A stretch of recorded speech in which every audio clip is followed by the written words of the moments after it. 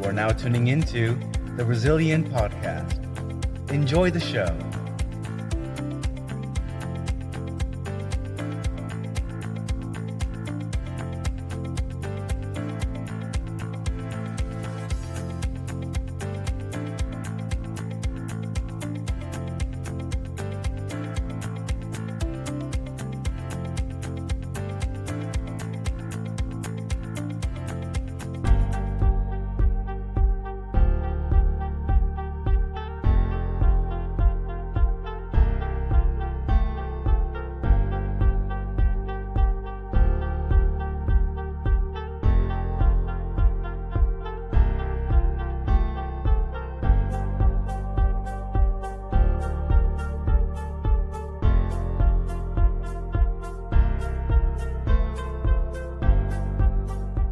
Hello, everyone, and welcome to episode 15 of the Resilient Podcast.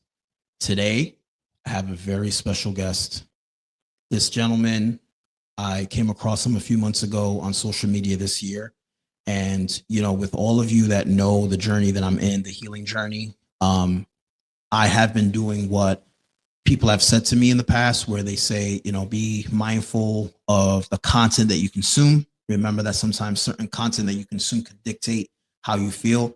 So I chose to start looking up content that is actually a little bit more inspiring, more peaceful, more positive. And that's how I came across this person. His name is Jose Cruz. Jose is from Brooklyn, New York. He is the founder of the World Needs Love Tour. And like I said, I came across his social media earlier this year. I want to say like around the summer. It was an instant connection. The minute that it took a while for Jose to connect with me and talk to me and reply back to me. But the minute I saw his page, the minute I saw his message, I said, I need to connect with this person. I need to befriend this person. I need someone like him in my life. And if it's him, I want him to be in my life as soon as possible, because you need people like that. And Jose, just like all of us, has been through some things in life. And he chose not to go the route which most people go to, which is like the negative route, where you start doing bad things, you start hurting people, you start stealing, you start robbing banks, you start killing people, you start doing very bad things. Jose chose not to do that. Jose chose to find resilience, and we have him here today so that Jose can talk to us about those things. So, first of all, Jose, thank you for coming in. I appreciate it. Ever since I followed you on social media, I've always looked forward to the day that I met you and that I could actually talk to you. So, I was able to talk to Jose on the phone before he came to the interview today. I spoke to him like last week, and I was able to share with him a little bit of my story, why I created the Resilient Podcast.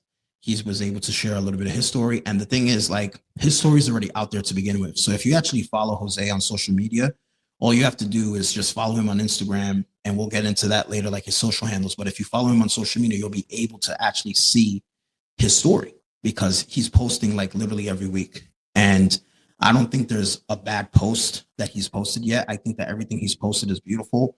Everything is inspiring. And we need more people like Jose in this world. So Jose, first and foremost, thank you for being on the Resilient Podcast. Thank you for what you do. Like I just said, we need more people like that in this world. And I pray to the Lord above that as long as he's giving you air through those lungs, that you keep delivering the best message that you can. So, Jose, the first... Hold on, can I respond to that real quick? Of course. First off, thank you, Rob, for having me here. Thank you for those words, too. I think that this is the episode that almost didn't happen, right? But here we are, and it's a blessing that we're here. And I always believe that if something's meant to be, it happens, and even though at first we didn't connect right away, you saw it happen, and we're here now. But I want to thank you for your support. I want to thank you for those words, and for sharing your journey with me too. You know what I'm saying? Because that's really where it starts, is being able to share and feeling comfortable and creating those safe spaces for us to be able to share and feel comfortable doing that. And when you're able to do that, you don't realize it, but that's how you heal. Of course. But yeah, back to you on that. Yeah, of course. So before we start this actual interview, and I asked Jose some questions, the first, like one thing I wanted to say is, in life, sometimes we work very hard for certain things. We manifest to get something, whether it's a car, whether it's that favorite pair of sneakers that you always wanted, whether it's that house. In my situation, there's a lot of things that I manifest. And like I said, when I first came across Jose's page, I manifested that, Jose is like a prize. If you have Jose in your life, or if you're in his presence, I think it's a blessing. I think it's beautiful. So the fact that I have him here in person, I feel great. I feel like, I'm not saying that I'm like fanning out like a groupie or anything, but I feel privileged and I feel blessed to have him in my presence for this interview, because there's a lot of podcasts out there, and Jose right now is in demand. And I feel like he has that liberty where he can decide what podcast he wants to be a part of, what podcast he doesn't want to be a part of, because of course, we're human beings. Before I had this podcast, there was a lot of podcasts that I, politely declined because I just didn't feel like it was the vision or the road that I was going to. So I created this podcast, and everybody that follows this podcast knows why I created it. I created it in a beacon of hope. I created it for those to see the light. And it's ironic that this episode is called Light because it's Jose's favorite word. So Jose, let's get to it. My first question to you is, what inspired you to start the World Needs Love Tour, and what was the spark that brought this mission to life? Well, the World Needs Love Tour, which is a movement, I started it, but it's really not about me. It's about the people and the messages and inspiring other people to find their light. The spark, I would say the spark was the pandemic. The pandemic showed us that life stops. And when life stops, you have to really sit in your feelings. You have to sit, and you're not able to distract yourself with things that you usually were able to distract yourself with, right? And it impacted a lot of people's mental health and life in general. Sure did. So during the pandemic, I started posting more positive messages on social media, speaking more about mental health. And I realized that people needed to see those messages and that it really impacted a lot of people, right? And then after the world opened up again, I said, maybe it's time to go outside and do this in person and see how this goes, So I took a couple of signs to the Brooklyn Bridge. I held them up, and right away, instantly, it was impactful. And that showed me that, God, he led me there, and he showed me that in me finding my light, and me feeling darkness, and during the pandemic, just feeling like I wasn't able to connect with family as much. I wasn't able to see the people that I love as much. I think that it showed me that, like you say, resilience is important, and you bounce back, right? And why not help others find their light and bounce back as well? That's beautiful. You mentioned the pandemic, and my grandmother had passed away shortly before the pandemic started. So my grandmother passed away in 2019 on my sister's birthday, December 5th. And then the following month, January, was when they were already they were already talking about the COVID-19 situation, like in the beginning of the winter of 2019. But then 2020 was when America started to know more about it and what was happening. And then by March, obviously the lockdowns took place. You know what I'm saying? So two things that woke me up, because like I mentioned to you recently in a personal conversation that we had, I was a mess. And even though I had started therapy, I was still in denial of a lot of the things that I was doing as a person. I was hurting a lot of people. And it took my grandmother to pass away for me to wake up a little bit, because my grandmother was pretty much like you, spreading the word. She came from the Dominican Republic back in the 70s.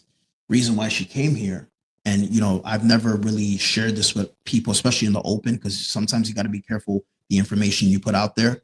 My grandmother only came to this country not so much for the American dream, but she came here because she was escaping a dictator by the name of Trujillo. Mm-hmm. Trujillo was on my grandmother's back for a long time. Reason for that is because she started feeding the Haitians. You know that DR and Haiti is close to each other. Now, I've never been to the Dominican Republic. Mm-hmm. I'm sure you have, right? I've never been to DR. Not a day of my life. The closest I've been to DR is like on a plane and going to Puerto Rico. Somebody showed me, DR is like right there. So long story short, my grandmother, she earned her name. She had a nickname. Her name was Aura Torres. And her real name was actually Aura. When I tell people my grandmother's name was Aura, they're like, really? I'm like, yes, that was her name. And that's my sister's name, who she died on her birthday. And that's two of my other cousins' names, because my uncle, when he saw that my sister got her name, he was like, there's got to be more Auras. So, my sister and my two cousins. So there's 3 Auras left in my family right now. But my sister, I feel like, was the chosen one because she was the first one to be named after her. And she earned the nickname Mamasa. And Mamasa means mothers of all mothers.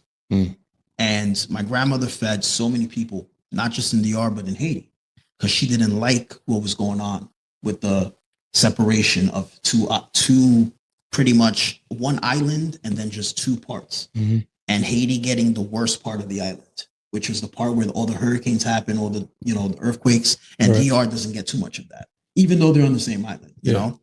So Trujillo, who was a dictator, and I'm sure you've heard stories of him, he hated women and he hated people that were doing good things because he wanted to have control. That's what dictators do. They only want to provide to the people whatever it is that they want. But my grandmother, I don't know what it was. I don't know if it's something my grandmother saw as a child. Maybe this is something that was told to her by my great-grandmother.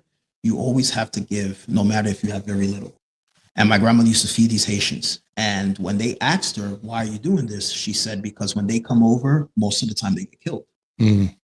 So I'm preventing people from dying. So I'm just giving it to them myself.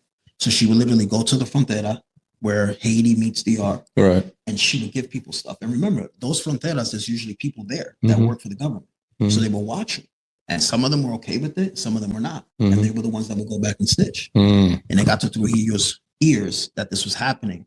And long story short, fast forward, there was these 3 sisters who started doing reform. They were called reformitas, right? And I think their last name was the Maribellas or something like that. And there's a documentary on them. They were assassinated by Trujillo. They were assassinated on the day my mother was born, November 25th, 1958. Wow. Because he knew my grandmother was in the hospital.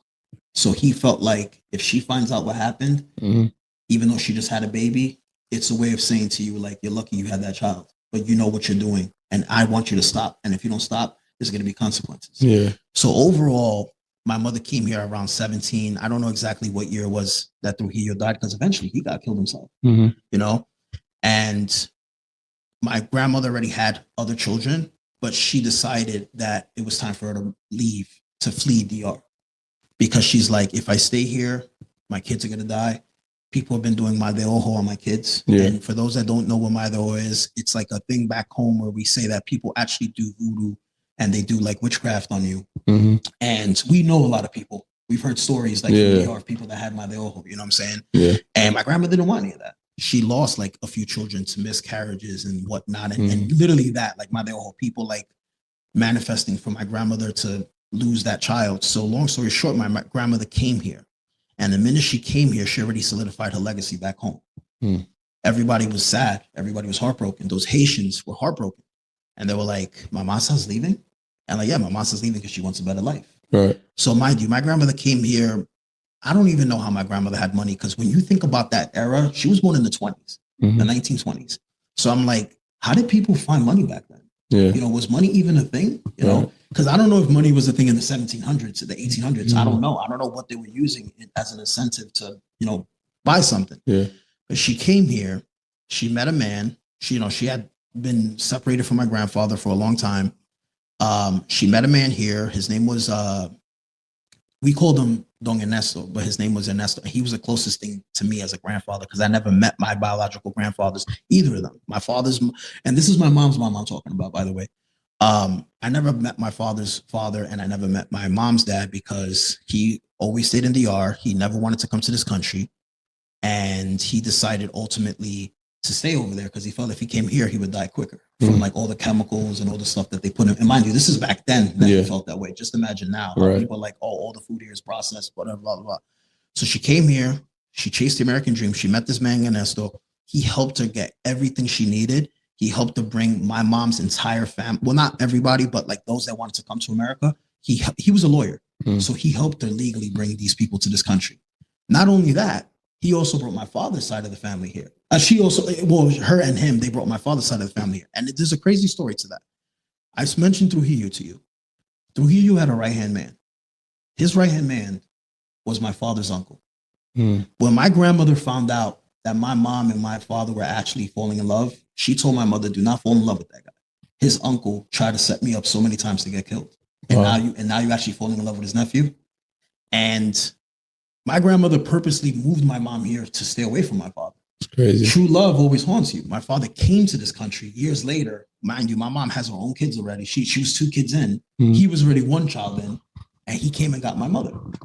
And my mom actually left. She left the guy she was with to be with my dad. That's how I was born. Yeah. And that's how my sister was born. It's a crazy story. Wow. But my grandmother, she is one of the most impactful people in my life. When I hear you talk, you remind me of my grandma. Just like a lot of people, when they speak a certain way, it reminds me of my grandmother. My grandmother was a very religious woman. She went to church. Our local church is not too far from here. She went to that church every Sunday. She believed in God. She believed in diversity. She believed in equality. I would always ask my grandmother, Grandma, how you feel about the LGBT community? And she said, listen, we're all God's children. I may not accept it like for myself because I'm religious, but if somebody wants to be part of the LGBT community, by all means, that's the right that you have as a human being. So my grandmother was the most impactful person in my life. I wish that I would have appreciated my grandmother a little longer and appreciate what she did. But honestly, like before she passed away, I already knew the impact. When she passed away, I was 100% clear of the impact she made. And it goes back to the funeral, which was 2 days, because that's how many people came to see her. And there was people from the Dominican Republic that came because she originally was supposed to be buried over there. But my family was like, look, we're getting older. We don't want to be going back and forth to DR just to put flowers on her grave every year. We'd rather just keep her here. So she actually got buried here in Brooklyn, not too far from where she lived and not too far where I live. And at the funeral, we had people from the Dominican Consulado come and give the family a plaque and say, this is DR showing respect and paying homage and tribute to her.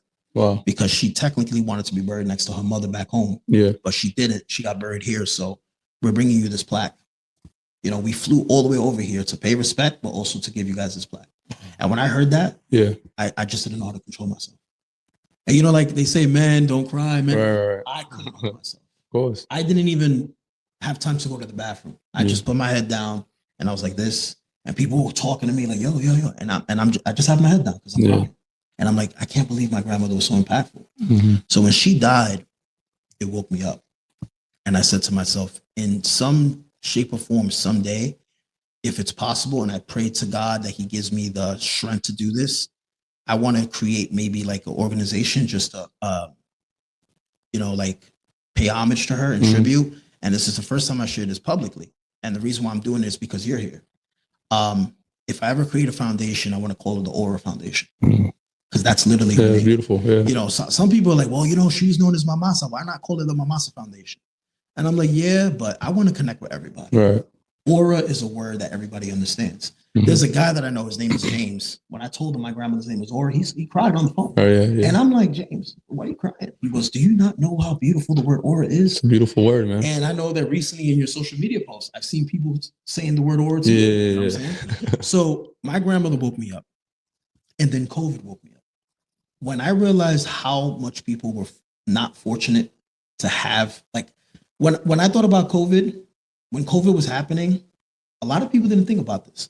I thought about, man, with all these lockdowns, how much domestic violence is going to be now? Because there's literally families that don't get along. And the only time that they are not rebellious against each other is because somebody's at work. Now that they're home, there's going to be more arguments, more fights, more whatever. For those people that they just can't stop being busy, how are they going to cope now? There was a lot of suicides during COVID. There was a lot of drinking. There's more alcoholics, drug addicts, and all that extra stuff because of COVID. Right. So people sometimes just want to see the beautiful thing about COVID because there was a lot of blessings with it too. You know, the world, I think, was able to breathe a little bit. Even though we were under a virus, I feel like essentially we were able to still breathe a little bit. Right. Somehow, some way, because I feel like the world was detoxing. That's how I look at it. I agree. I feel like the world was detoxing, but at the same time, there was just so many bad things that were happening. So when I would bring these things up to people, people were like, I didn't think about that. I didn't think about that. There's a possibility that there's more divorces. I'm like, yeah, there's a lot of bad stuff happening right now. Mm-hmm. And then unfortunately, due to the pandemic, inflation was part of the reason why it even came to about.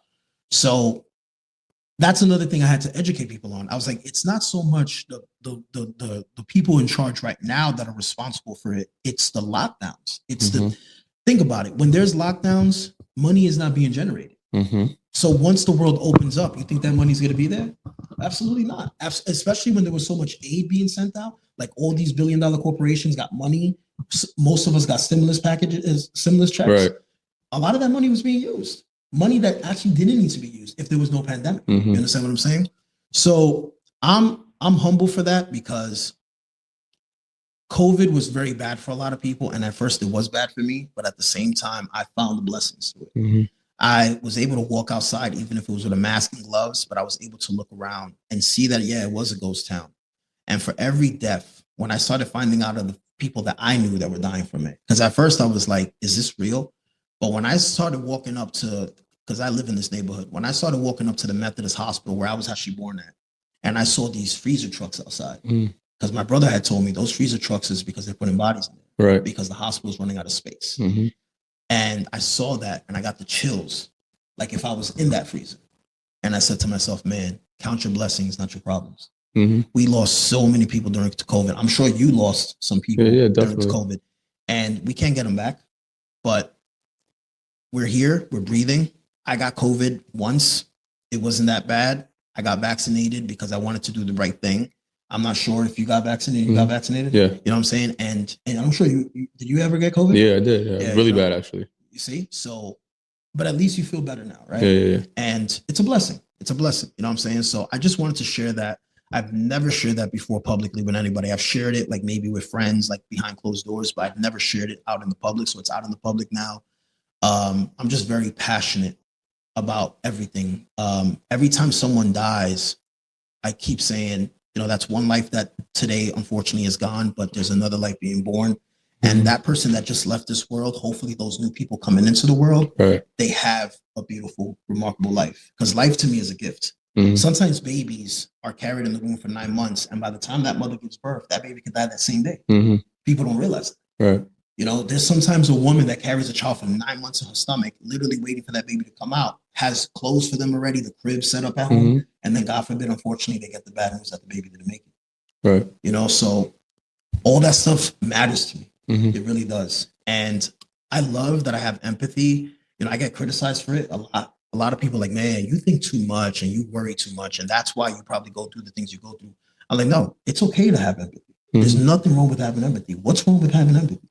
Right. And sometimes people think, like, I've had this said to me, actually. I've had people say empathy and worry and passion, that's something for females. Men should not have that. Mm-hmm. Somebody said that to me once. Mm-hmm. And I was like, what makes you think that? You don't think that Jesus had empathy? You don't think that? And this was a religious person that told me that. Yeah. So I said, you don't think that Jesus had empathy when he was walking around talking to people? You think that Jesus didn't have passion and Jesus didn't have emotions? Right. So we're going to get into that because this month is actually Men's Health Month. We're going to get into that in a few minutes. So I don't think there's anything wrong with having empathy. I don't think there's anything wrong with having emotions. We're human beings. Mm-hmm. And you said that the other day. We're still humans. As men, we're still human beings. Of course. Just because we're men does not mean we're not supposed to have emotions. Yeah. And I want to break that stigma so bad. I want men out there to understand, and Jose is living proof of that we are allowed to cry. We are allowed to vent. We are allowed to talk about our feelings because we're human beings. We're human beings, just like females. We're not different just because we're men.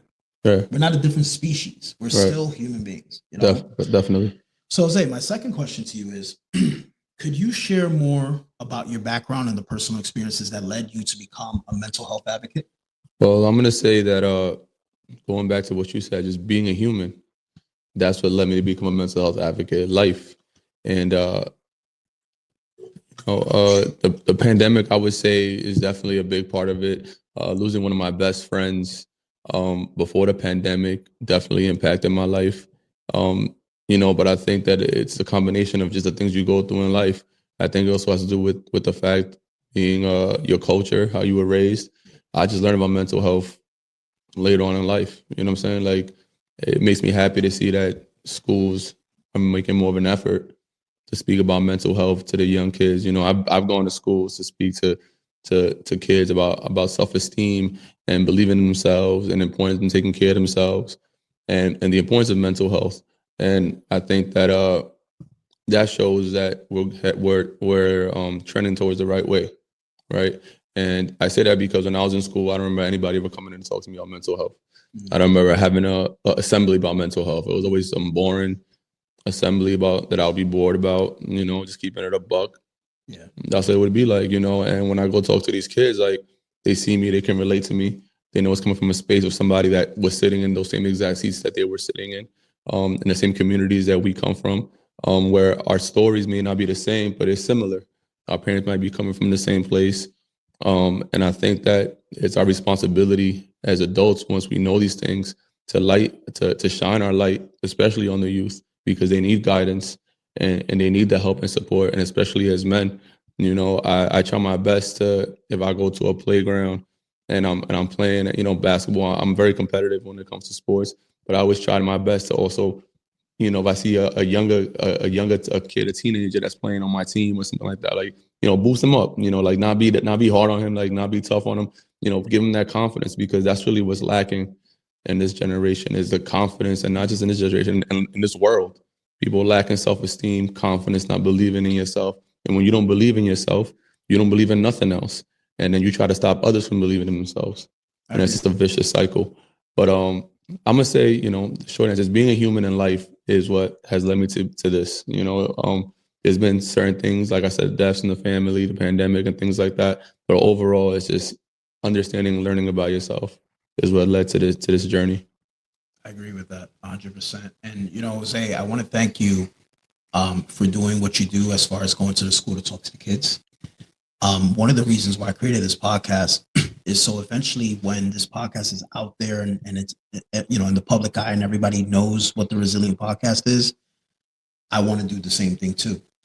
The youth is tomorrow's future. Mm-hmm. And we really need to talk to them and educate them so that they don't make those bad moves.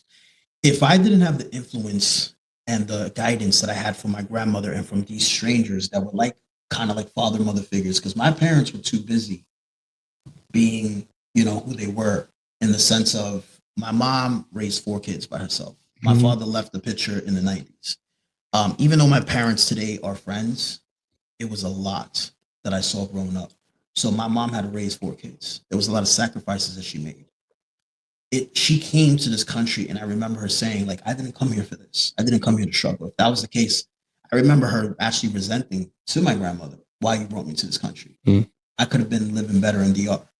And I didn't like that she said that to my grandmother, because I was like, Mom, you don't realize how blessed you are. Yeah. And Mama goes, what blessing? What are you talking about? Mm-hmm.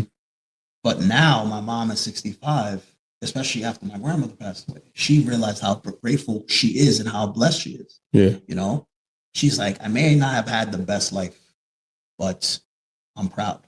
When my mom voted the first time, she was so proud that she voted. Mm-hmm. She voted in 2020 and she voted again now. Yeah. And I said, Mom, that's a privilege that you get for being an American citizen.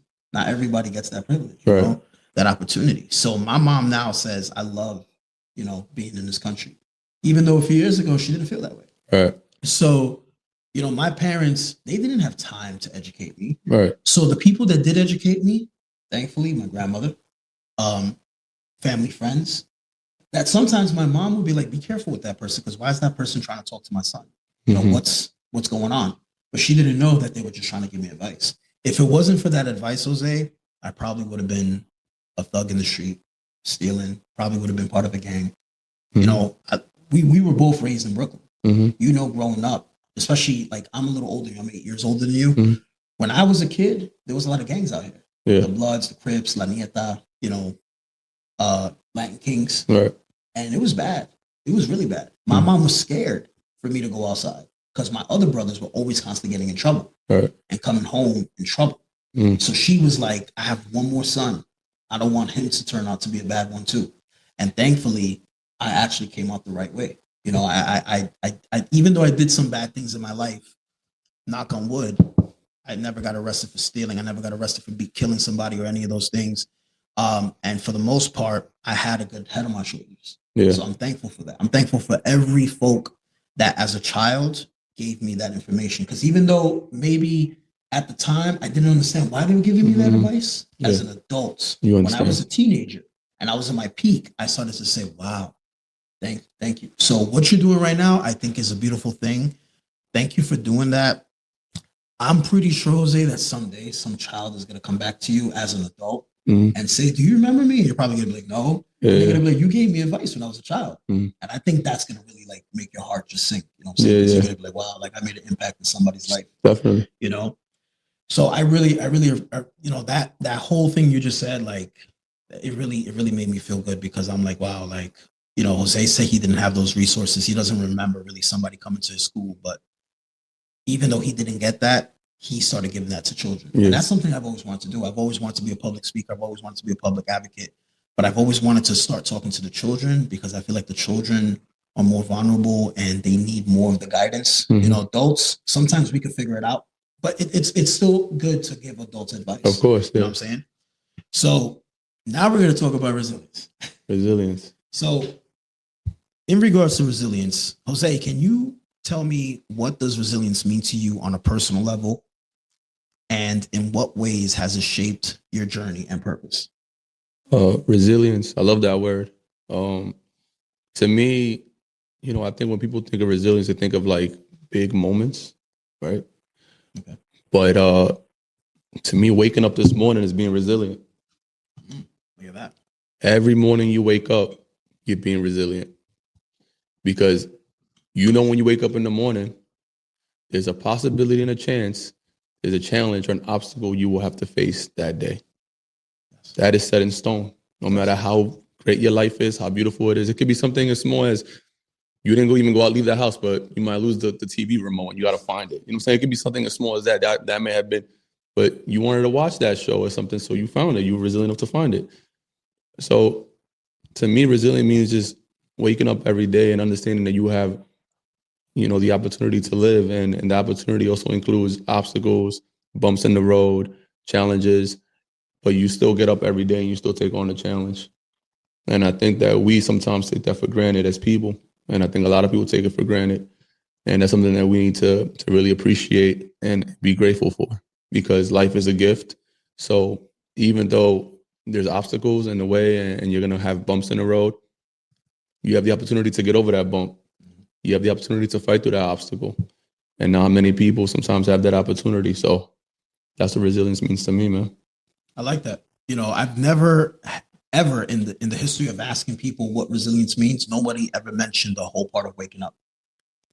And I was like, wow, like every answer is always going to be different or sometimes similar, but yours was completely different. And now that just opened up a new perspective for me. So I appreciate that reply. So Jose, we talked about November being Men's Mental Health Month and Men's Health Month. Mm-hmm. And I know that this is something that is near and dear to your heart. Yeah. Men's health. Right. So men's mental health often goes unspoken.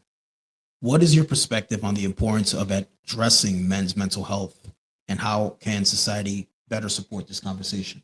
Yeah, I think that we understand the stigmas that often are attached to men's mental health, right? And men's health, period. Like not even men's mental health, just men's health. Going to the doctor, getting yourself checked out, right? There's a stigma with that. But in mental health is so much more deeper, because your mental health and your physical health, they go hand in hand with each other, you know? So even if you are going to getting your checkups to the doctor, are you making sure your mental health is okay? Are you taking care of your mental? And I think that us as men, once we realize the importance of our mental health, it's again, it comes back to just, you can connect with other people in your life and kind of try to like show them the importance of it, you know? And it doesn't have to be by starting the World Needs Love tour. It could be just you sitting in your living room on a Saturday night with your boys. Y'all coming over, y'all watching the game, y'all watching the fight, whatever it is that y'all watching, y'all chilling, listening to music, whatever it could be. Before y'all even go out, hey bro, how you feeling today? How was your week, man? Mm-hmm. Like, how you feeling though? Like for real, like you all right? Like anything you want to talk about? And I think that maybe in the beginning that person might be like, no, I'm good. You know, they might not give you a response, you know, but maybe a month later, maybe they'll feel like, yo, this week was kind of rough, bro. This happened at work, or something happened with my girl, or something's going on with the kids. You give that opening the opportunity. You know what I'm saying? And it gives you an opportunity to share what you're going through too, if you're going through anything. And it builds that where it becomes regular. Same when we talk about, yo, you saw the Knicks game last night. You saw Cat drop 30 points and Brunson to have 15 assists. We could talk about how we feeling. You know what I'm saying? And it becomes just a regular thing. And for me, that's really how it started. My boys, we're comfortable having those kind of conversations, some more than others. But of course, you understand that, and you know how to kind of approach the conversation. But I think that at the end of the day, we can't control how other people are going to think about us because we're on this journey. Yeah. There's people out there that think I'm soft. That's beautiful. I love the fact that I'm soft. I love the fact that you think I'm soft. I love the fact that maybe you think you could take advantage of me because I'm soft. And I'm also from Brooklyn, New York. You know what I'm saying? So I'm soft, but I'm also my mental is on point. You know what I'm saying? So at the end of the day, you don't lose any type of manhood by having feelings. You don't lose any type of manhood for expressing yourself and having emotional intelligence. If anything, it makes you more of a well-rounded person, because now you kind of understand where somebody's coming from, how they move in a certain way. And you also understand the certain other aspects of life, But I think for me, it's something that the whole people talking negatively about it, I don't really come across it as much. But that's also part of me kind of just navigating and understanding people in situations. I don't put myself in positions, situations where I feel like that's going to be the case. But I think we're doing a great job of breaking the stigma. I think that we made a lot of progress as men also. And that's something that we have to celebrate too. It goes unspoken. There's a lot of progress left to go, but we have done so much compared to when we was kids. When you were a kid or when I was a kid, like that, you know what I'm saying? Its progress has been made and you see it every day. I like that response. And I agree with you 100%. For those people that underestimate you and think you're soft, but you're listen, it just makes you a more well-rounded person. I agree with that 100%. Before I ask you the next question, I want to share 3 things with you. The first one is, you said that you like to check in on people. So this is my business partner, Maddie. And usually that's how our conversations always start. Mm-hmm. For those that are listening to this podcast on Spotify, right now I'm showing Jose my phone where he sees a text message between me and my business partner. So I have a media agency. It's called ARCG Media. It's been around for 11 years. Okay. And he's been my business partner ever since. And Maddie is the type of person that knows what people go through on a daily basis. And he's always going to be mindful and considerate to reach out to that person and be like, how you doing? Checking in on me. Mm-hmm. Even when things are fine, even when I'm posting so much beautiful, positive stuff, right. He still hits me up with how you doing? Mm-hmm. And I remember at first when he started that, I'd be like, I'm doing great. You were going to check in. Right. And he was like, I'm always going to check in. And you don't have to be doing great. You don't have to be doing bad just for me to check in on you. Right. It's like people saying, even though you're blessed, that doesn't mean, and you're blessed, that doesn't mean you have to stop praying. Mm-hmm. You always have to pray. Right. So he taught me that years ago, probably when I was 30, and I felt dumb at first. And then I was like, you know what? He's got a point. Yeah. So now I do that. I check in on people. I check in on the people that work with me. I always ask the people that work with me, how you doing?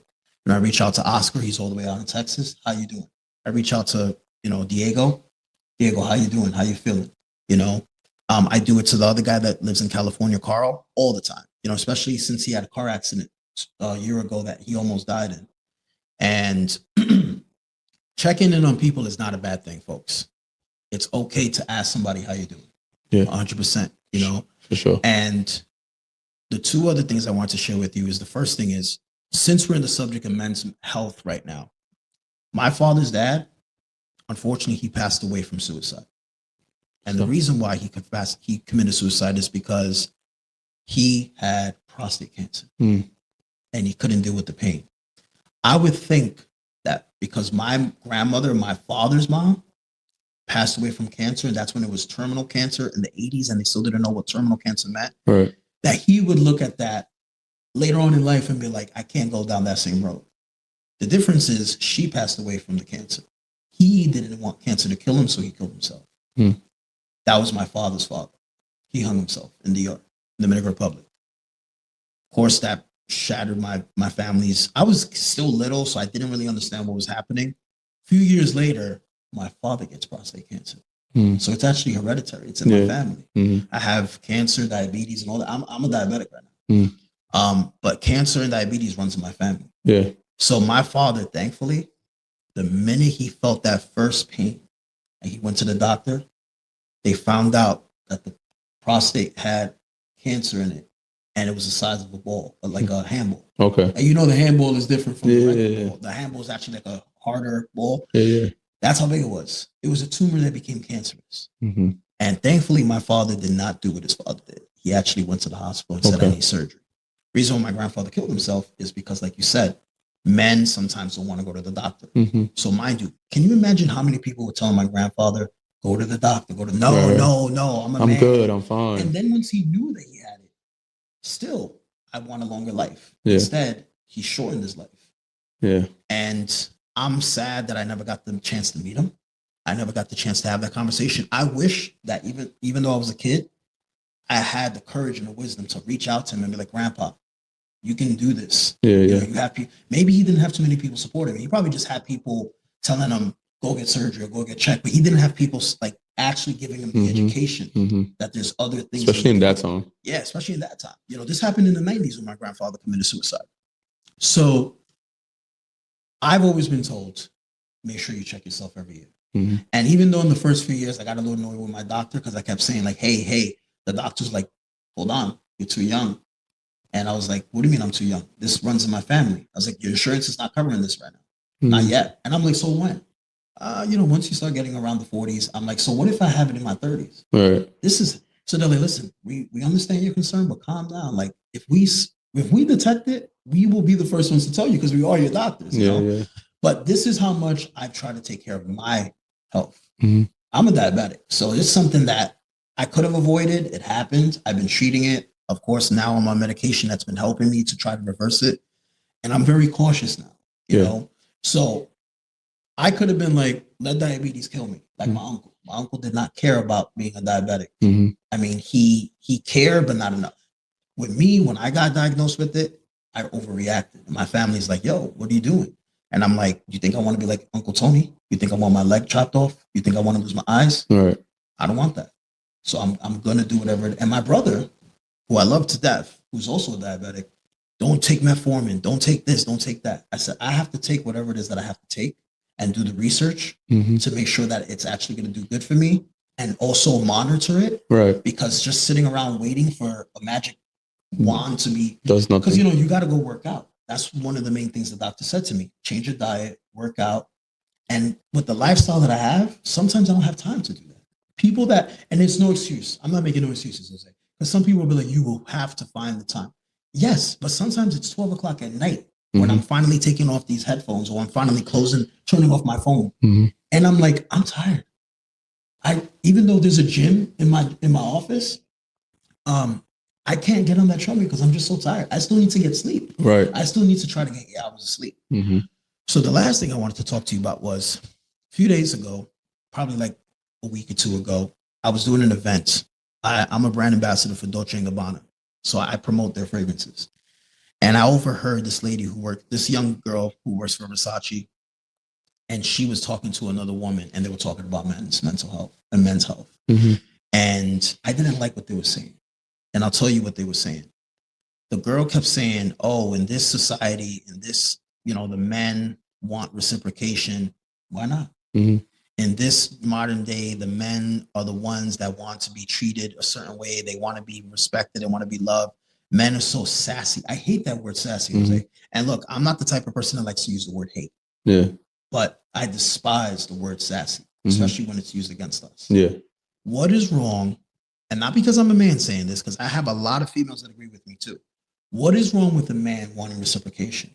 Mm-hmm. What is wrong with a man wanting to be treated right? Mm-hmm. This is how I feel about relationships. I don't know if you agree with me or respectfully disagree. I do not want to be, like, from my experience, I'm a single man right now. Mm-hmm. I was in a relationship 9 months ago. It ended 9 months ago. I dated somebody for 6 months. And this was the girl who I thought that I was going to marry. Mm-hmm. And it didn't turn out that way. And that's fine. It destroyed me. It ripped my heart out of my chest. But at the end of the day, through this healing journey, I said to myself, I know what I bring to the table. I know my value. And you can only recognize your value yourself. Nobody's going to bring you your value and be like, Jose, this is your value. Yeah. You need to feel it. You need to, literally, like figure it out. Like, you have to feel it. You have to assess it and be like, oh, this is my value. Okay. So now that I know my value, I'm going to tell people what my value is. Right. So I said that moving forward, if I ever get in a relationship again, not anytime soon, because I'm still healing. But the next time I do get in a relationship, the next time that I do find love, if I determine that in the very beginning, that woman is not reciprocating, and I'm not saying, because people get it twisted. When I say reciprocation, I'm not saying that if I buy you a fragrance, you buy me a fragrance. Right. Reciprocation to me could also be, if I'm taking care of you, you treat me good. Mm-hmm. You just acknowledge that I'm doing good for you in your life. Mm-hmm. My last relationship, and not to talk bad about my ex-girlfriend, but my last relationship, I didn't feel that reciprocation. She was always in a bad mood. While I was being the cheerful Care Bear, doing all the beautiful spontaneous stuff, she was always mean-mongering. And I know that it has a lot to do with her trauma and her pain. And I said, as my job as a boyfriend is to try to help her feel better. Because if I'm not making her feel better, then what am I actually doing? You understand what I'm saying? What I don't appreciate is that I got the short end of the stick, regardless of what I did for her. Like I went as far as to, we were only dating for a few months, but I went big for her birthday. Halloween is her favorite holiday. So I went big for Halloween and threw a whole Halloween party, even though it was just for me and her. But I went and rented out her the hotel room and threw like a big Halloween party, and all the things that I did for her to try to make her feel good, she never really appreciated. So I understand that females feel like this too sometimes. Sometimes it's the other way around. Sometimes they're in a relationship with a man that doesn't know how to reciprocate, whatever the case may be. But men, it's okay, and Jose will tell you this too, it's okay to feel like you need reciprocation. If you express yourself, you should not be called sassy. Yeah. Even though my ex-girlfriend did not call me that, she gave me the space to explain how I felt. Everybody before her, most of them, oh, you're sassy. Oh, it seems like I'm the one wearing the pants in the relationship. I'm like, what, just because I'm expressing to you that you just hurt my feelings? So us as men, we go through the most gaslighting and the most manipulation, emotional manipulation as more than anybody else. Yeah. And we don't realize it until we probably go to therapy. Right. And I've been gaslighted since I was a child, not knowing that I was gaslighted. Until the point that gaslighting became such a normal thing for me that when I started gaslighting people, I didn't know I was gaslighting them. Was it regular? Yeah. And this is all because of the stigmas that men are not allowed to express themselves. Right. Tyrese did a video a while ago. I'm not sure if you saw the video where he's crying. Yeah, I saw it. And I saw the comments on Instagram. Some folks saying, listen, he's a human being. Women, oh, I hope he feels better. And then some of them under the comments, you're sassy, crybaby. Yeah. And even men, oh, I would never do something like that. Okay, well, that's you. Yeah. But for somebody like my grandfather that died in pain because he was so silent, I want people to know that you can speak up, that you can talk. Yeah. If you don't feel good, go out there and talk to somebody. Yeah. Don't result into going for a bottle of liquor or smoking a cigarette or doing drugs.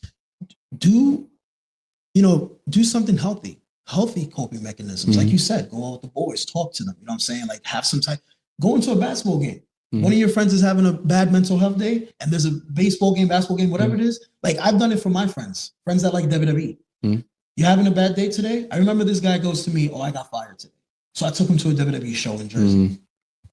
And I was like, bro, I know that this show is not going to get you your job back and it's not going to get you a job right away, but I just want you to feel good. Yeah. And he told me, can I take a picture of you? Can we talk about this? Can we express in this post why I came to the show today? I said, sure, no problem. Yeah. And I love doing that for people. And I will continue to do that for people. And not just men, I'll do it for women as well too. You're having a bad mental health day, I will be there for you. Right. It's what I love to do. You know what I'm saying? But men, please speak up. Jose talks about it all the time. I talk about it all the time. It's okay. Don't listen to what other people are saying to you. even if it's your own parents that are telling you this, even if it's your own spouse or your girlfriend, whatever, that's telling you, oh, don't talk about your feelings. Talk about your feelings. The only way you're going to feel better, the only way you're going to get out of your system is if you talk about it. Right. Jose, do you agree? Yeah, it's true, man. Because if not, it's like a soda. You know, you shake it up, and when you try to open it, you know what happens, right? Poof. That's what happens. And in all seriousness, like it happens in a negative way. Like for men, like when we actually do express ourselves, is because we're drunk, because we've gotten to a point where we're like, we're not even in our right state of mind. You know what I'm saying? So it's so important to like, so that we don't hurt ourselves and hurt others, to just express yourself. That's really what it comes down to. Yeah, I like the way you explain things sometimes. Like you just mentioned the soda, so I think it's funny. But I agree with you 100%. And, you know, to that woman that was saying that the other day, I looked at her and she looked right back at me as she was saying that. And I feel like she realized that I wasn't feeling that, and she stopped talking. And I was going to go up to her, but I was like, it's not the place and the time, because we were in a work setting. Yeah. And if we were probably on a break or something, I would pull it to the side, but I wasn't going to talk to her on the sales floor. But I mean, that's a conversation she chose to have with another woman. Right. But I didn't like that. I didn't like how she felt. And I was like, maybe that's your experience with certain guys. But here's the thing. You don't know if one of those guys that you think is sassy probably thought about suicide, because you made him feel like his feelings were not valid. Folks, all of our feelings are valid, whether what we feel is the truth or not. We are entitled to our feelings. Facts. That's just the way I feel. So moving on, Jose, reflecting on your time, holding signs on the Brooklyn Bridge, what moments have been the most powerful or memorable for you? And let me tell you, first off, like the holding the signs on the Brooklyn Bridge is you know, people see it on the screen, on their phones, on their, you know, iPads, wherever they see my social media.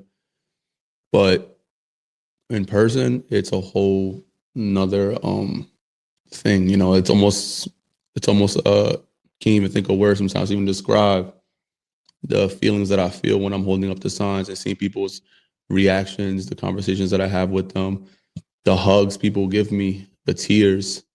You know, what I think of and what's powerful to me is when somebody gives me a hug on that bridge after reading my sign, is thinking to myself, damn, this person really needed that hug. Yeah. Damn, when was the last time this person even got a hug? And it makes you think like, yo, there's people in this world that maybe haven't gotten a hug in days, weeks, months, maybe even years. If you're living by yourself and you just like in that darkness, you know what I'm saying? So for me, every interaction, every moment that I have is memorable.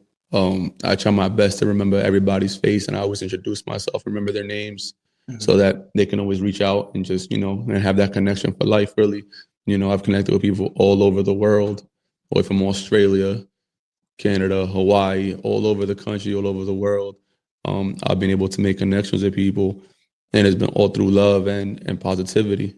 And I think that, you know, ultimately at the end of the day, for me, like I told you, text is not about me. It's about the message. And when someone takes a picture of the sign and they share it with their friends, that just shows the impact you can have, because it's not about me holding it. Now they're seeing that message. Oh, yo, Rob sent me that. Wow. Now that person might send it to some other friends or their siblings. Wow, they sent. You know what I'm saying? It just creates a love chain, a chain of positivity, and it could spark. Now, maybe not the world is love tour for them, but it could spark just having the conversations with your friends and checking in on them. And that, if you do that, then that's what it is. And that's really what's the most powerful thing to me when it comes to being on the Brooklyn Bridge. I love that. And that's how I started. Like when I came across you, that's how I started. I started sending a lot of people your messages on Instagram. And sometimes I had people that would leave it unread and not respond. Sometimes I had people that would respond like right away, or like when their day ended, like work wise, and they would be like, thank you, I needed that today. For those that didn't respond, either they could have been going through something and they just didn't want to speak up, or they just didn't care enough to. We didn't resonate at that moment. But I had someone, and they told me, please don't say this in person to anybody ever. But then eventually they were like, hey, if you want to say it, you can say it. So I had a friend reach out to me a while ago, literally end of October. And they said, hey, bro, I'm very sorry that I didn't respond to you when you sent me that message back in like August. And I was like, message in August? Because so much time has passed by. You're not going to remember everything. Right. And he was like, yeah, you sent me a video. And I actually followed that guy back. And I was like, who? He goes, that guy that stands on the bridge. I was like, oh, yeah. He was like, thank you. He was like, I was going through some stuff and I just didn't want to talk to anybody. Mm-hmm. So don't take it personal.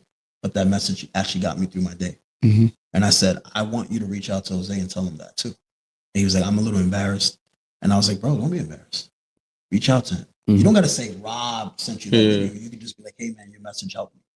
So he was like, all right, I'll do it. I don't know if he's reached out to you yet. I don't know. I know you get a lot of messages. So you don't know if it's actually the guy. Right. I'm glad that I was able to send people those videos. I sent it even to my photographer, Diego. And shout out to Diego, man. Yeah, shout out to Diego. I'm going to give Diego a shout out because, it's always great to see and meet people that are impacted by the messages. Yeah. And, Diego's the one that met me downstairs. And I always say that little. And I did that on purpose. No, and I appreciate that because, like, what people don't understand is, like, little things like that. Because people think that acts of kindness or acts of love have to be this big thing, and it really doesn't. Because, I mean, y'all could have just left me and been like, all right, Jose, come upstairs, find your way. And you never know what kind of person. I could be the kind of person that gets panics or gets anxiety when they come up here. So me, Diego meeting me downstairs, you sending Diego down there, that to me is an act of kindness and an act of love. And people, again, we could be kind to each other in so many different ways, and it doesn't have to be this big act. It could be the smallest things. And I truly appreciated that. When I started interning for companies, because I've interned for a lot of companies in the past before I started my own company, they always used to send me to go greet the guest. And I never understood why. Sometimes I'm like, why me though? Like, I don't even know how to speak to these people properly. This is before I became cordial and all these things that people say about me now, articulate, I have something I developed later on in life. I developed that I have a speech impediment problem. People used to say that it's because of my father, when he speaks, he stutters a lot. But, when I started seeing people making fun of Joe Biden because he stutters and other people that stutter, I'm like, it's okay. Mm-hmm. It's okay to stutter. So that was my biggest fear was I'm going to stutter. Like, hi, Mr. Right. And I was like, and it's going to throw these people off because these people are so perfect. In my eyes, that's how I saw it. And one day, eventually, I asked one of the people that I was working for, why do you always send me to go meet the guests? Is it because you want to put me like in the line of fire, or what is it? And they said, you said something about that person that made you feel impacted. I want you to be the first person that they shake the hand of before they come into my studio or my office, whatever the case may be. Mm-hmm. So I like to pay things forward. Yeah. Diego told me, and he wrote this out in text, how impacted he was from your interview that you just posted on YouTube a while ago. And when I first met Diego wouldn't talk like that about anything. Diego was more like, hey, I'm ready to shoot for WWE, blah, blah, blah. But I noticed that and not to put Diego on the spot right now, but as Diego has been working with me, I noticed Diego's been learning. Because sometimes I'll just be like, Diego, how do you feel about this? And he gives me his solid answer. Mm-hmm. And I'm like, feedback. Yeah. That's actually positive. It's good. And even if sometimes Diego's feedback is a little negative because he's like, I don't like how this happened, or I don't like how that happened, I still take it into consideration. Because how am I going to better my business? How am I going to better my brand and everything? And how am I going to better the experiences for people is listening through that feedback. So it's very important.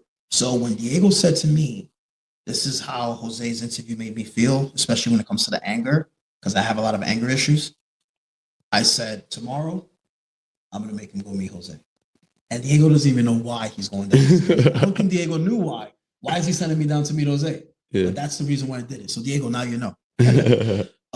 So moving on, I have a few more questions to ask you before we wrap this up. What practices or habits do you personally rely on to maintain your mental well-being? For me, it's the things that work for me is really just in the morning, the self-talk, affirmations. Also, sometimes just walking without headphones on, without music, silence, writing down my thoughts, whether it be on paper or in my phone. My notes are packed and full of stuff, whatever it is that I'm feeling in the moment. and also the stuff I consume. Social media. I think people will see me, they think I probably spend a lot of time on social media, but I don't spend that much time on social media. And I post. I try my best to reply to all the comments. I told you my DMs can be very overwhelming, and because it's just there's somebody's tagging you in something or sending you a message, so it becomes a lot. But I try to reply to every comment because I appreciate people supporting, and I do appreciate DMs too. But it does just get overwhelming because that's something I have to just navigate, and I'm working on. Yeah. But for me, I think social media can be something that's so positive, but it will be something very negative. Yeah. And I think what you consume is so important on social media. Yeah. And for me, like, my algorithm is set where it's set on the things that I want to see. Not because I know not because there's no negativity going on in the world, or I'm blinded of what's happening in the world, because I know what's happening. But I know it's happening. Yeah. I know it's happening. I don't need to be reminded constantly that it's happening. I don't need to be seeing videos of things that are happening over and over again. Yeah. I'd rather see the positivity, or see something that inspires me, or see something motivational, or see something like that, or you see somebody working out. You know what I'm saying? So that it could inspire me to get up that morning where I feel a little rusty, or I feel like I don't want to get up. I think those are the things that really help me. I think it's important that for our mental well-being, what we consume, and social media is something that's not going away, something that's here to stay. And it continues to everything is on social media, everything is on the phone and everything else. So I think that we have to learn as people to navigate those things, because if you're just consuming negative things, you become what you consume. Yeah, that's true. I agree with that 100%. My next question is going to be a little personal. So I wanted to ask you, who or what has been a significant source of inspiration or support for your throughout your journey? Man, it's definitely family. You spoke about your grandmother. My grandmother passed away during COVID. That was tough for me. She's the one that basically. I remember having my fire drill at school in East New York in PS13, Roberto Clemente Elementary School, and my grandma watching me out the window as I did the fire drill, waving me. You know what I'm saying? Like, yeah. But just thought of it gets emotional. You know what I'm saying? But it's definitely been the people. Like, the inspiration is the people. Hearing Diego, how how it's impacted him. That's inspirational. You telling me how it's impacted you is inspirational. The people is what continues to inspire me. So that's why I try my best to be around people like you guys, or, like, build that connection with you guys. You know what I'm saying? Or with people that are aligned with what I believe in and in my purpose. So for me, it's really been the people, and I appreciate anybody listening out there. I appreciate every single positive message. I appreciate the love and support.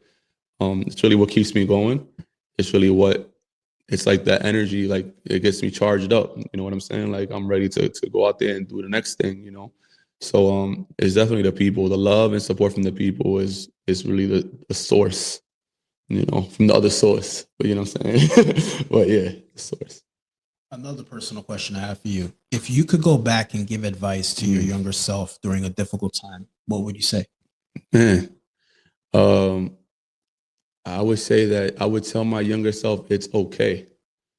It's okay. And I say that because we're just so hard on ourselves, man. Like, we're so, like, we beat ourselves up. And when you think back, it wasn't stuff that wasn't that like, it wasn't that serious. It was that serious maybe in that moment, but we just beat ourselves up. When I was in school, I didn't get the best grades. I wasn't the best student. I say this all the time when I go to schools. I said, I did go to school, though. I went to school every day. I did, though, find sports that kept me in school. I found something that, because I knew I had to go to school, but not going to school wasn't an option. You know what I'm saying? But school's not for everybody. Sitting down and writing down and reading and doing, that's not for everybody, because we all learn differently. That's a whole other conversation about the school system. But we all learn differently. We do. Right? Like, you may be a visual learner. I may be a more kinetic and hands-on learner. And Diego might be an auditory learner. He's a better listener, right? that we're all different. So we all can't be taught the same way, but we are taught all the same way, right? So that means some people are gonna exceed in some things. Some people are gonna have to work super hard to get to where they got to get to. But I think that the advice I would give to my younger self, that it's gonna be okay. You know, just keep working hard. You're doing okay. You're doing the right thing. You're not doing anything wrong. You're not stealing. You're not hurting people. You're not perfect, and that's okay. In your imperfections, you are still beautiful and you're still amazing. You know, like that's what I would tell my younger self. I love that. That was a great answer. So, 2 of the final questions now. What lessons about resilience have you learned that you think would benefit others going through tough times right now? Lessons. What have I learned? Man, the one thing that I've learned, Rob, is that like we are stronger than we think. We are. Like, yo, we're so strong, and every single time that we bounce back, we just get stronger. Like, we are stronger than we think. So I want people out there to know that as you navigate through life, there's going to be different tests, right? But most of the time, the test that we're facing is a test we already passed.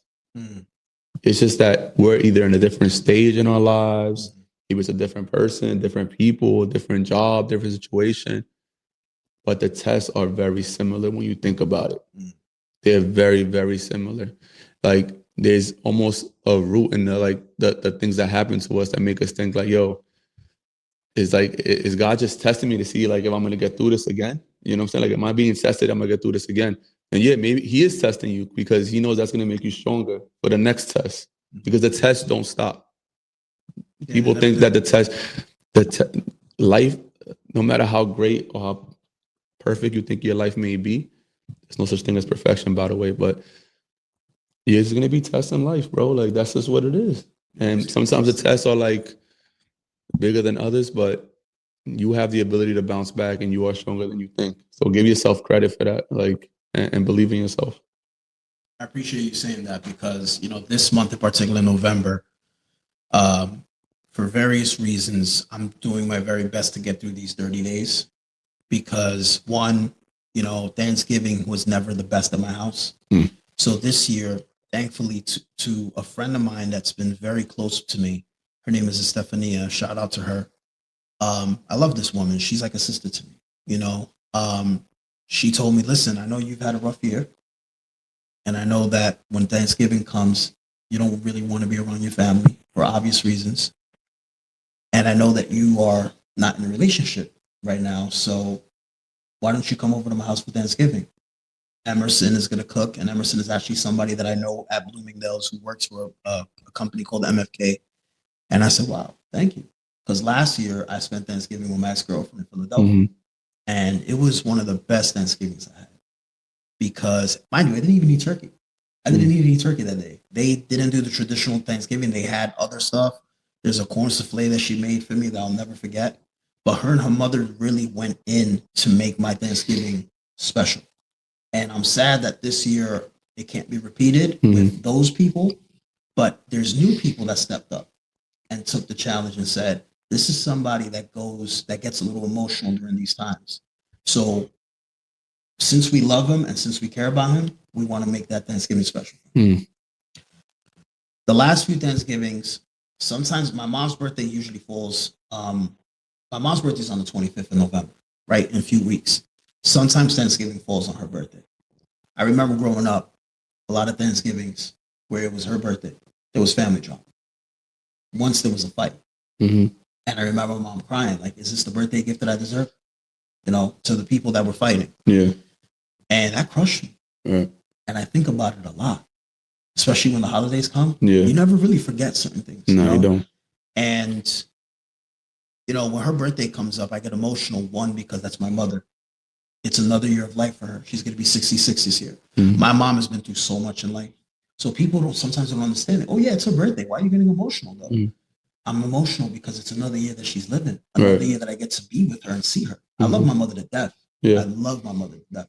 People know that I love my grandma, but I love my mom. If it wasn't for her, I wouldn't be here. Yeah. You know? So if Thanksgiving hits on her birthday, I get a little emotional for two reasons. But I had a conversation with my mom because 2 years ago was the last Thanksgiving where I was like, I'm not doing this anymore. I'm not doing this. I don't care how y'all feel. I'm not coming to Thanksgiving dinner anymore.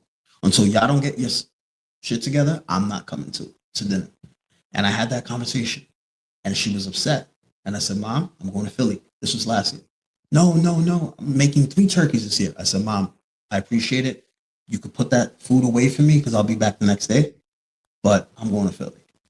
I deserve a better Thanksgiving. I work so hard throughout the year. Yeah. I provide so much to my family. The least that y'all can do for me is for that one day. And it's not even my birthday that I'm asking you to do this. I'm asking you to do this on Thanksgiving. Right. Let's give thanks. Even though we should be giving thanks every day in life, Thanksgiving should not just be the only day of the year that we give thanks. Let's give thanks for everything we have. So last year, I did it. I was in heaven. This year, I look forward to that Thanksgiving with my friends. And, another thing that is kind of hurting me this month is actually that if things went my way, I was supposed to be proposing to my ex-girlfriend this month.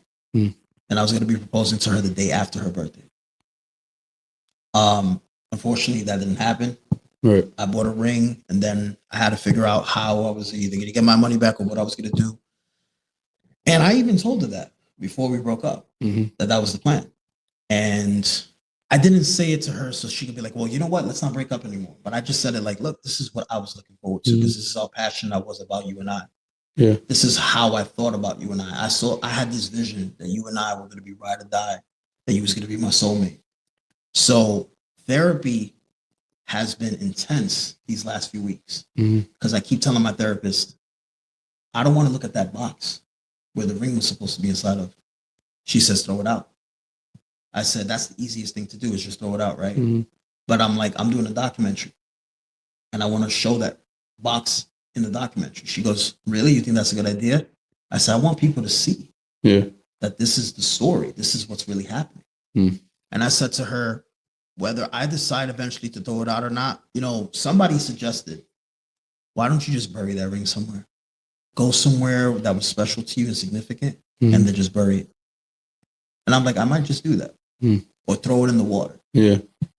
I was listening to a song yesterday and that was the only thing that was on my mind was like, should I just take that box and throw it in the river somewhere or throw it in the ocean? Yeah. Because I was like, I can't hold on to it forever. It's not going to be fair to the if eventually I meet a new woman, it's not going to be fair to her that I still have that box, right? With that ring in it, So, I'm being resilient this month, especially. For sure.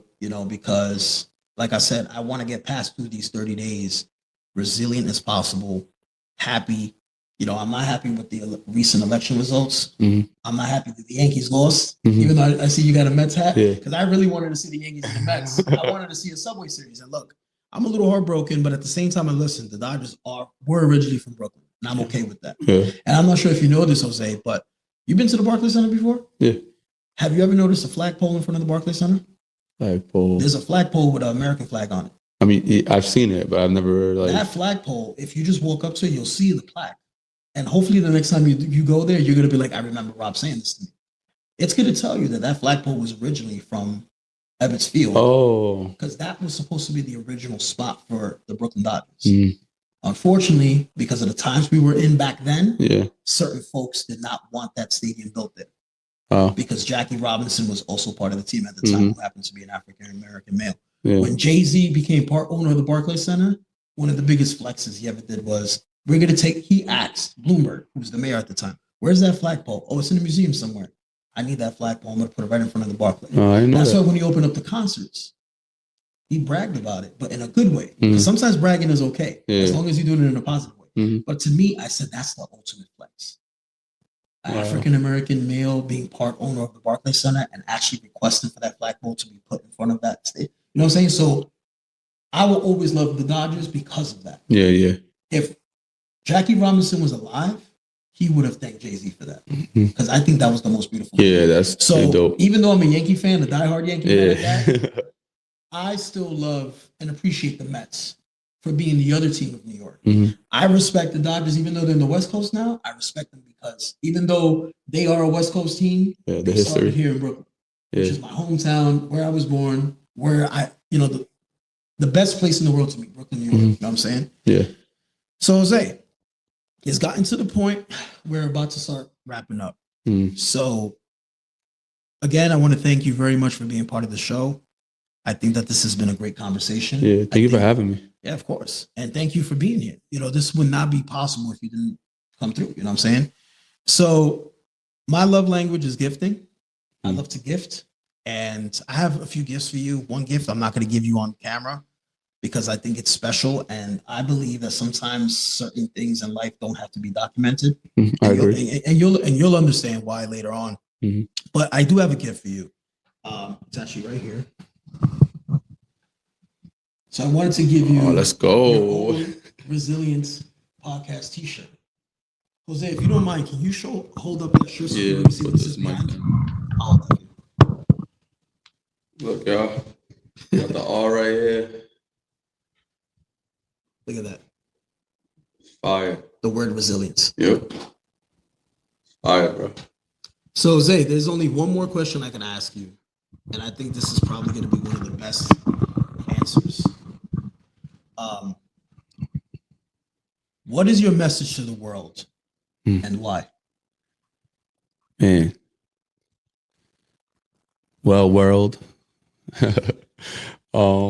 Listen, man, it's so important to believe in yourself. And I think that I truly believe that if more people believed in themselves, like for real, like not in an arrogant way, not like thinking you're better than somebody else type of way, but really just believe in yourself and your ability to overcome things and your ability to live life the way you want to live it, the world would be a better place, and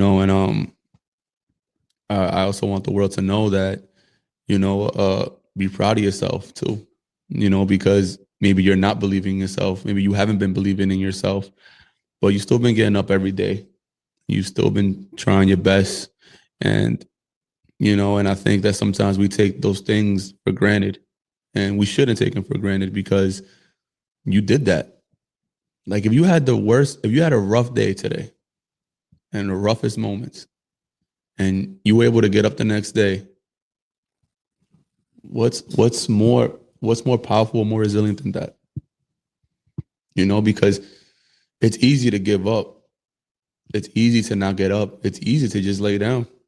That's one of the easiest things to do is to not get up. That's easy, bro. That's mad easy. If you want to just lay down and not get up, that's true. Right? Because no one got to keep you down. It's you. It starts with you. But now the getting up part, that also starts with you. So that shows that you do believe in yourself. That does show that you do have faith in yourself. So my message to the world is to believe in yourself, love yourself, and understand that every challenge you face is to make you stronger, and that you are stronger than you think. And that even though you may feel like you're in the dark or your dark moments or in the darkness, understand that there's a light that's within you. There's a light inside of you. And I know sometimes we feel like it's not there. Even when you found your light, you may have a moment where there's moments that I feel like, where the hell's my light? Because I feel I'm having a day today. I'm having a moment. But you have to understand and know that it's there. But only you can find that light and push yourself to be who you want to be and do what you want to do. That means I could shine my light everywhere. That means, Rob, you could shine your light everywhere. But until you realize that you have that light within you, nothing's going to change.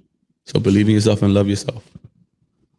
I love that. And, before we finish, I wanted to just add, Jose mentioned the word light again. That breakup conversation that I had with my ex-girlfriend, one of the things that she said to me was when she said that she thought it was best that we went our separate ways, she mentioned light. And she said, while we were together, and not saying that you wasn't doing anything for me, I started to realize I wanted to find that light. And I realized, where do I find that light? And she said that one day she looked in the mirror and she said, the light is me. And that's how she found her light. Huh. And now she's she has changed her career and she's doing something different now. And it's all because she believes in herself and she wanted to, test her might. So testing her might inspired me to test my might. Mm-hmm. And that's why I created the Resilient Podcast, because it's something I was scared to do. And speaking about testing my might, you did something that I was always scared to do. And that was stand on the Brooklyn Bridge and hold up a sign. Mm-hmm. So I'm not going to say the word maybe or hopefully, because I have to manifest it. Yeah. That energy is what needs to be. Someday I'm going to most likely join you on that bridge and hold up a sign too. Yeah, bro, you just let me know, man. You know? You know what I'm saying? And we can stand up there together. You know what I'm saying? Like, you, anyone else, I tell them, I know that it's not the easiest thing to do. You know what I'm saying? But if you need the support or that little push, encouragement, just let me know, bro. We'll write a message you want to share with the world, and we can hold it up there. I appreciate it. And like I said, it took somebody like Jose, even though there was people before him, but it took somebody like Jose to give me that courage. And, recently Jose shared something on social media that like really had me tearing. And you don't even know this. And I'm about to share it with you right now. And I wanted to wait till I saw you in person to tell you this. A few weeks ago, you had asked people to share messages. Mm-hmm. I had no idea that eventually you was going to take all of that and kind of like puzzle it. Mm-hmm. And for those of you, he posted it on his story. I'm not sure if you're going to end up probably posting that on your feed eventually, if you actually save that. But the other day, Jose's never tagged me in anything since I've known him. I've tagged him in something, but Jose tagged me in something. I'm on the train coming from the city, and I was like, what could Jose possibly tag me in? Is it that he's promoting that this podcast is coming up or whatever? And it wasn't even that. It was actually, he took all the words that people shared with him, and he created to me, it was like a puzzle that just kept being shared. And he shared my story, my words. And it's not originally my words, and I have to give the credit where it's due. I have a friend, his name is Adam Pierce. I don't know if you know him. He works with WWE. He's actually on TV every Monday because he's like the general manager of Monday Night Raw. But in real life, even though he's a wrestling character on TV, this is what he says on his Twitter, his Instagram, and Facebook every day. Almost literally every day. Love somebody today. So, folks, I always say that. I always say two things. I say, love somebody today and one life to live it well. When Jose shared my message, it literally, and mind you, this is me on the train now, looking around, making sure, literally like, should I put my sunglasses on? I know it's 8:00 in the evening, but should I put my sunglasses on just so people don't see it? Because you shared my story. And people saw that and people hit me up. I didn't know you knew Jose. I didn't know you knew Jose. I've been following Jose for months, years, whatever. And I'm like, small world. And I'm like, yeah, I know him. And yeah, I'm happy that he shared that. So folks, I got goosebumps right now, but it's for a good cause. It's for a good reason. So I just wanted to thank Jose one more time for being on the show. I think this is one of the best conversations I've ever had. I really, really, really thank God that he created you and that you're on this earth and that that you was able to be in my lifetime. You know what I'm saying? Yeah. If I ever have kids one day, I'm going to be like, you guys ever heard of Jose Cruz? The World Needs Love tour. But man, Jose is gifted. Jose is a great individual. I truly, sincerely believe that everything Jose says comes from the heart. Yeah. Sometimes people have issues, and I go through this a lot. Sometimes people have issues. Like my ex-girlfriend kind of questioned how genuine I was. Because she's like, I never had somebody like that. I had people trick me. Yeah. And even when I do business with people, or even when I meet a new person, sometimes they're like, I don't know, he's too nice. Yeah. And I'm like, this is just how I am. Please understand that I was a bad boy before I became a good boy. Yeah. And I want to be a good boy forever. Right. And as long as I have people like Jose in my life, it pushes me to want to be a better person. So I thank you for that, Jose. No, I appreciate you, bro. So, folks, this is episode 15. It's called The Light by Jose. And I look forward to episode 16. And thank you for tuning in. Peace. Peace.